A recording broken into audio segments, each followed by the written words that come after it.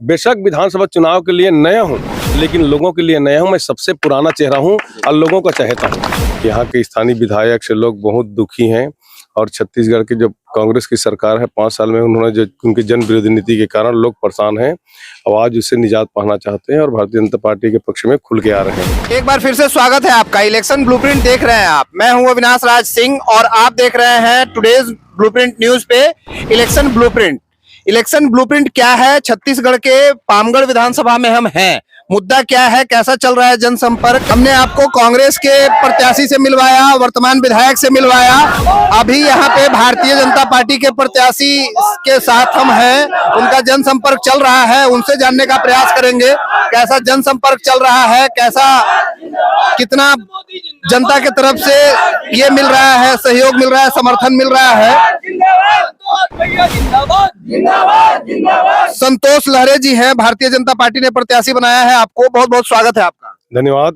कैसा चल रहा है जनसंपर्क? बहुत बढ़िया चल रहा है, पूरे माहौल बहुत अच्छा है, पक्ष में है पूरा। हमारी जो माताएं हैं, खासकर महिला शक्ति है, मेरे साथ है और हम लोग गांव-गांव पूरा घूम रहे हैं। मैं तो 85% गांव अभी तक कवर कर लिया हूं। लोगों के बीच में बहुत उत्साह का माहौल है, जन समर्थन बहुत ज्यादा मिल रहा है।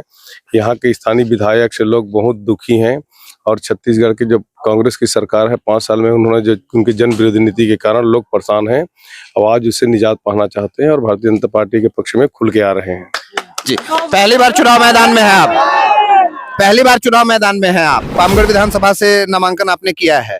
वर्तमान में पिछली बार भी भारतीय जनता पार्टी यहाँ मैदान में नहीं थी। कांग्रेस और बहुजन समाज पार्टी के बीच में लड़ाई हुई और बहुजन समाज पार्टी ने कुछ चंद वोटों से 3000 जैसे समथिंग वोटों से विजय प्राप्त किया। क्या लग रहा है इस बार कैसा लड़ाई चल रहा है? पामगढ़ में परिसीमन के बाद चौथा चुनाव है और 2 चुनाव बसपा जीती थी, लेकिन एक चुनाव भारतीय जनता पार्टी ने बड़े मतों के अंतर से जीता था उस सीट को। कांग्रेस ने कभी इस सीट को जीती नहीं है इन 3 चुनावों में। ये चौथा चुनाव है और चौथा चुनाव में भी कांग्रेस कहीं पर दिखाई नहीं दे रहा है। वो अपने गुटबाजी में बाहरी उनके प्रत्याशी होने के कारण लोगों में संतोष है। पामगढ़ की जनता बहुत ही ज्यादा जागरूक है। यहाँ एक सामाजिक समरसता है और यहाँ पर बाहरी प्रत्याशी को पसंद नहीं करते। तो यहाँ आज आप जो कह रहे थे कि भाजपा दिखाई नहीं देती, भाजपा मैंने पिछली बार की बात की। पिछले बार भी भाजपा जो हम लोग तीसरे नंबर पर जरूर चले गए थे, लेकिन हम फिर भी हमारा अंतर 16,000 ही था।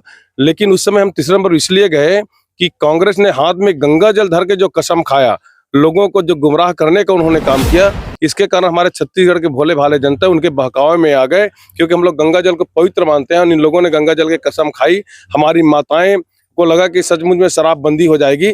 आज उसकी शराबबंदी तो की नहीं 5 साल तक उन्होंने। आज उनके मैनिफेस्टो में शराबबंदी की जिक्र भी नहीं है। आज उसकी हिम्मत नहीं जुटा पा रहे हैं। तो कुल मिला करके देखा जाए, इनके गुमराह के कारण हम तीसरे पोजीशन में चले गए थे। लेकिन ये भी देखिए, इतनी बड़े झूठ बोलने के बाद वो 70 सीट जीत गए, लेकिन पामगढ़ को कांग्रेस जीत नहीं पाई। यहाँ हमारा मुख्य लड़ाई भाजपा के साथ हम लोग जब भी रहे हैं। पिछले चुनाव में, पहले चुनाव में भाजपा दूसरे नंबर पर रहा, बसपा जीत गई थी। फिर हम लोग इस सीट को जीत गए और आज भी इस सीट को हम लोग जीतेंगे। जी।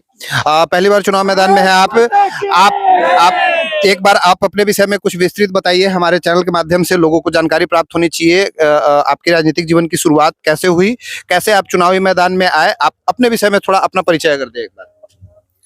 मैं एक राजनीति में होने के साथ साथ सोशल लीडर भी हूँ। मैं बचपन से मेरा सामाजिक कार्यों में रहा है, रुचि रहा है और मैं विभिन्न संगठनों, सामाजिक संगठनों के साथ काम करता रहा हूँ, लगातार काम कर रहा हूँ। और मैं समाज से, मैं आपको ये कहना चाहूँ, जब कोरोना काल था ना, तो यहाँ के जनप्रतिनिधि, यहाँ की विधायक घर में सोई हुई थी, लेकिन ये संतोष लहरे है ना, संतोष लहरे पूरे 45 दिन तक लोगों को 90 दिन तक लोगों को भोजन कराने का काम किया। प्रवासी भारत मजदूरों को, उनको चरण पादुका हमने दिया। हमने पता नहीं अपने हाथों से मास्क बनाकर, उसे मास्क, शुरुआत में मास्क की भी किल्लत थी, मैंने खुद मास्क बना करके हजारों के संगे मास्क बांटा। हमने यहाँ पर कोविड सेंटर खुलाने के लिए सबसे पहले हमने 2,28,000 का डोनेशन कनेक्ट करके मैंने दिया, तब कहीं जाकर यहाँ कोविड सेंटर खुला। और उससे पहले भी हमने सीएम और पीएम केयर फंड में भी 51 हज़ार रुपए का डोनेशन मैंने दिलवाया। ये काम और किसी ने, इसलिए मैंने कहा कि मैं राजनीतिक व्यक्ति होने के पहले सामाजिक व्यक्ति हूँ और लोगों के बीच मेरा अच्छा जुड़ाव है। मैं हमेशा लोगों के दिल में रहता हूँ, लोगों मुझे बहुत प्यार करते हैं। और रही बात चुनाव की, तो मैं लगातार जनपद में, पंचायत में मेरा प्रतिनिधित्व रहा है। आज मेरी भाई बहू इधर वो भी है, मैं जब महिला हो गई सिर्फ मेरी भाई बहू को लोगों ने चुना है और अच्छे अंतराल से वो जीत कर गए। मैं जनपद सदस्य होने के सांसद सेवा सहकारी समिति की चुनाव हुई तो 70% प्रथम वृत्त के वोट लेकर जीता, 2-2 पद पर का भी था। फिर मैंने अध्यक्ष भी बन गया तो 11 मुझे 10 वोट मिला। तो मेरी लोगों के साथ जो जुड़ाव है, लोगों के साथ में काम करने का, तो मैं लोगों के सुख दुख में हमेशा हाजिर रहता हूं, कहीं पर रहूं या ना रहूं। बेशक विधानसभा चुनाव के लिए नया हूं, लेकिन लोगों के लिए नया हूं। मैं सबसे पुराना चेहरा हूं और लोगों का चाहता हूं। वर्तमान विधायक के 5 वर्ष के कार्यकाल को कैसे देखते हैं आप, जबकि कांग्रेस पार्टी की प्रत्याशी भ्रष्टाचार का आरोप लगा रही है उनके ऊपर? पहली बात तो दोनों ही भ्रष्टाचार से डूबे हुए, दोनों ही। आपको पता है कांग्रेस के प्रत्याशी के अब उनके पति जो स्वर्गीय हो गए, मैं उस पर ज्यादा कुछ नहीं कहना चाहता, लेकिन वो भी भ्रष्टाचार के आरोप में, बड़े आरोप में जेल में थे, लंबे समय तक जेल में थे। और जो अभी जो विधायक हैं, मैं सीधा भ्रष्टाचार का आरोप तो नहीं लगा रहा हूं, लेकिन ये कहना चाहूंगा उन्होंने विपक्ष के विधायक होते हुए कभी विपक्ष की भूमिका नहीं निभाई, बल्कि उन्होंने सत्ता के साथ सांठ-गांठ करके मलाई खाने का काम किया। कभी लोगों के दुख में शरीक नहीं हुए। क्षेत्र के विकास के लिए, समस्या के लिए कभी उन्होंने आंदोलनरत नहीं रही। तो कुल मिलाकर के देखा जाए तो लोग आज ठगे से महसूस कर रहे हैं और दोनों को भी यहाँ पर नकार दिया है लोगों ने। क्षेत्र के विकास में कितना योगदान रहा विधायक जी का? यहाँ कोई विकास, हम अभी आए होंगे पामगढ़ से, तो पामगढ़ से जैसे इधर मुड़े होंगे, देखे होंगे 2-2.5-3 किलोमीटर का सड़कें हैं जो उनको गांव को कनेक्ट करती है। आप 2.5-3 किलोमीटर की सड़क आपको पार करने में पौन घंटा लगेगा। ये उनका विकास है। और मुझे बताइए, विकास के नाम पर अभी जब आचार संहिता लगने को 1 सप्ताह था तो गांव-गांव में भूमि पूजन कर रहे थे। अब मुझे बताए किस गांव में उनका पिलर खड़ा हो गया, किस गांव में नींव खुद गया, किस गांव में नाला बंधा गया। तो कुल मिलाकर के लोगों को बेवकूफ बनाने का काम हो रहा है, वो ज्यादा नहीं चलने वाला है। कांग्रेस पार्टी और भारतीय जनता पार्टी दोनों के ही घोषणा पत्र आ चुके हैं, क्या कहेंगे घोषणा पत्र पे, क्या प्रतिक्रिया, मतलब कैसा रिस्पांस मिल रहा है क्षेत्र में? बहुत बढ़िया रिस्पांस मिल रहा है। भारतीय जनता पार्टी हमेशा स्थायी समाधान चाहता है। जैसे कि उन्होंने भारतीय जनता पार्टी ने अपने घोषणा पत्र में शामिल किया है, ये हमारी माताएं हैं, इनको जैसे भारतीय जनता पार्टी की सरकार बनेगी 1000 रुपए महीने की इनको महतारी बंधन योजना के तहत सम्मान राशि मिलेगी। साल का 12,000। अगर घर में किसी के बहू और सास और बहू हैं तो ऐसे 2 साल में 24,000 रुपए उनके घर में ऐसे ही आ जाएगा। धान खरीद की बात हमने किसानों को भी देखा है, वो हमने 3100 रुपये कहा तो उन्होंने बढ़ करके 3200 रुपये कहा, लेकिन वो चुप कर गए। यहीं पर हम यहाँ पर 21 कुंटल लेने की बात करते हैं, 20 कुंटल लेने की बात करते हैं। हम 1 कुंटल अधिक ले रहे हैं, उसका कीमत कितना होता है? 3100 रुपये होता है। वो 100 रुपये अधिक ले रहे हैं तो 20 कुंटल लेते हैं, कितना देंगे? वो 2000 रुपये देंगे। हमने 1100 रुपये यहीं पर अधिक दे रहे हैं उनको। हमने 2 साल का बकाया बोनस देने का भी बात कही।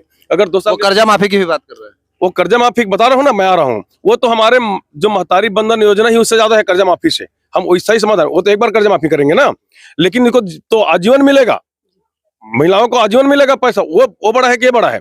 और दूसरी बात, हम 2 साल के बोनस देने की बात कर रहे हैं। अगर 2 साल के बोनस 600 रुपये के हिसाब से कहें और 15 क्विंटल धान बेचा गया है तो 15 छक्का 90 9,000 रुपये तो ऐसे उनको मिल रहा है 1 एकड़ में। और 1 एकड़ में ऋण कितना मिलता है? 1 एकड़ में लगभग उतना ही मिलता है, ऋण मिलता है। तो हम उसका एक प्रकार से वो भी दे रहे हैं और उन्होंने हम तारीख नियत कर दिए है, हम 25 दिसंबर को पैसा उनके खाते में सीधा ट्रांसफर कर देंगे। तो कुल मिलाकर देखा जाए, इन्होंने 18 लाख आवास को रोक के रखा है भूपेश सरकार ने। उन 18 लाख आवास को हम देने की बात कर रहे हैं। आप किसी भी अस्पताल में चले जाइए, आयुष्मान कार्ड से कोई इलाज नहीं होता, लेकिन रमन सिंह जी के सरकार में सारे अस्पताल इलाज करते हैं। और आज इलाज क्यों नहीं कर रहे हैं? डॉक्टर तो ही, अस्पताल तो ही है। इसका कारण एक ही है, ये डॉक्टर के पैसा के, अस्पताल के पैसा के भुगतान में भी ये लोग कमीशन मारते हैं, डंडी मारते हैं। इसलिए कोई डॉक्टर आज स्मार्ट कार्ड मतलब आयुष्मान कार्ड पर इलाज करना नहीं चाहता। लेकिन भारतीय जनता पार्टी की सरकार आएगी तो 5 लाख नहीं, हम 10 लाख रुपया गरीबों को देंगे और उनको 10 लाख रुपए से उनका इलाज होगा। हमने तीर्थ यात्रा को पुनः प्रारंभ करने की बात कही है।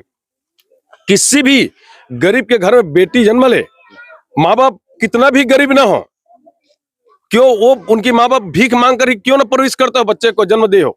अगर गरीब के घर में भी बेटी जन्मेगी तो लखपति जन्मेगी। जो 1.5 लाख बच्चे बेटी के जन्म पर 1.5 लाख देने की बात भारतीय जनता पार्टी ने कही है, वो कम बड़ी बात नहीं है। हमने जन्म से बेटी को लखपति बनाने का काम किया है।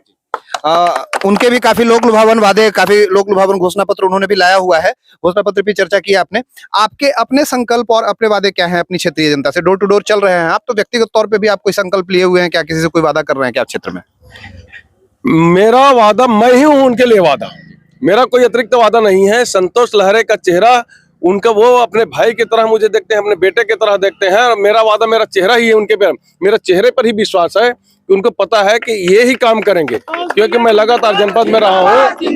अब आज मैं किसी पद पर नहीं रही हूँ समाज, मेरे पास कोई वो इस टाइप का कोई पद भी नहीं है, तो भी लोगों के सेवा में 24 घंटा मैं ही हाजिर रहता हूँ। इसलिए मेरा संकल्प और मेरा लोगों का विश्वास मेरा चेहरा ही है। कोई अगर अपील करना चाहे हमारे चैनल के माध्यम से, अगर क्षेत्र की जनता से, देश प्रदेश की जनता से, तो क्या होगा?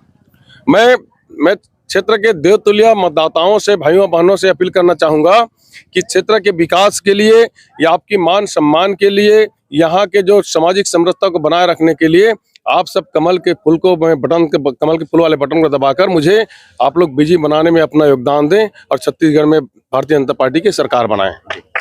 तो ये थे हमारे साथ संतोष लहरे जी, भारतीय जनता पार्टी से प्रत्याशी बनाया गया है इनको, इनके विधानसभा से। तो बहुत बहुत धन्यवाद संतोष लहरे जी बातचीत करने के लिए हमारे साथ। धन्यवाद आपको भी बहुत बहुत शुक्रिया कि आप लोगों ने आया और मुझे यहाँ पर बोलने का मौका दिया। बहुत बहुत शुक्रिया, थैंक यू जी, बहुत बहुत धन्यवाद। तो ये थे संतोष लहरे जी। वर्तमान में ये अनुसूचित जाति के लिए रिजर्व सीट है, जांजगीर चांपा जिले के अंदर आता है और ये विधानसभा है पामगढ़ विधानसभा से आप इलेक्शन ब्लूप्रिंट देख रहे थे। संतोष लहरे जी से हमने बातचीत की, अलग अलग मुद्दों पे बातचीत की, घोषणा पत्र पे भी बातचीत की, काफी जनसंपर्क देखने को मिल रहा है। ऐसे ही अलग अलग लोगों से, अलग अलग प्रत्याशियों से, क्षेत्र की जनता से हम बातचीत करते रहेंगे, इलेक्शन ब्लूप्रिंट आपको दिखाते रहेंगे। आप बने रहिए हमारे साथ और देखते रहिए हमारे चैनल को। बहुत बहुत धन्यवाद।